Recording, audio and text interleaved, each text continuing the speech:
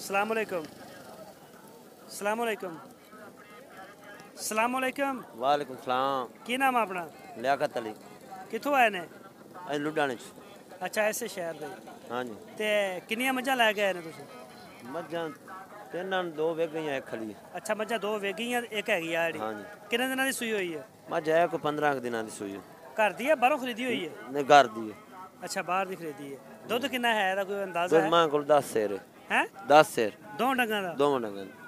कट्टे नूं पिया के? कट्टी है, कट्टी नूं पिया ते। अच्छा, कट्टी नूं पिया के 10 किलो दुद्ध दिंदी है। हाँ जी। की मंग रहे एदा? 140 लगे किन्ने ने? 20-25 लगदा पिया। 1,20,25? हाँ हाँ। कित्थे तक ज़हन मरदा देन दा? पक्की 35 दी दे दिसां। हैं? 35 दी दे दिसां जी। अच्छा, 35 दी दे दोगे। हाँ।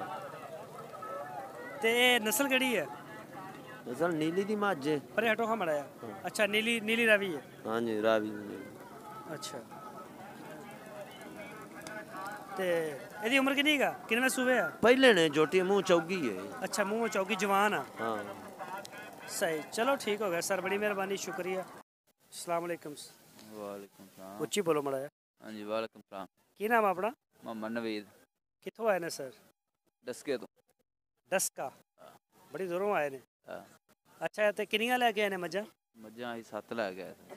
बाकी? बाकी बेच दित्ती। बाकी वेगी हैं? हाँ। अच्छा, ते ए सर केड़ी नस्ल लैके आए तुसीं? हाँ जी। केड़ी नस्ल है? ਇਹ ਨੀਲੀ ਰਾਵੀ ਦੀ माड़ा उच्ची बोलो ना। ਨੀਲੀ ਰਾਵੀ ਦੀ ਹੈ ਤੁਹਾਡੇ ਇਸ ਇਲਾਕੇ ਦੀ। अच्छा, साढ़े इस इलाके दी है। ते पिछे एदे कट्टी आ? हाँ जी ਕੱਟੀ ਜੇ ਮਗਰ। कदों कदी सूई है? 1.5 ਕੁ ਮਹੀਨੇ ਦੀ। 1.5 महीने दी। दुद्ध किन्ना है एक टाइम का? ਇੱਕ ਟਾਈਮ ਦਾ 5 ਸਿਰ। कट्टी नूं पिया के? हाँ जी। उम्र किन्नी का मझ दी?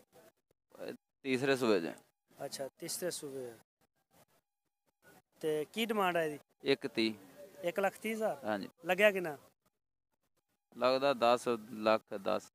1 लाख ही पूरा या 1,10,000? हाँ जी। ते कित्थे कित्थे ज़हन है वैसे तुहाडा कि दे दांगे? 1.20 ਦੀ। 1,20 फाइनल दे दोगे? हाँ जी। अच्छा, बाकी 7 सेल हो गई ने? हाँ जी। मंडी की पोजीशन कैसी है? गर्म, तेज़ी है, ठंडी है? ठीक है। ठीक है, सही, चलो ठीक हो गया सर, बड़ी मेहरबानी, शुक्रिया। ओके। ओके।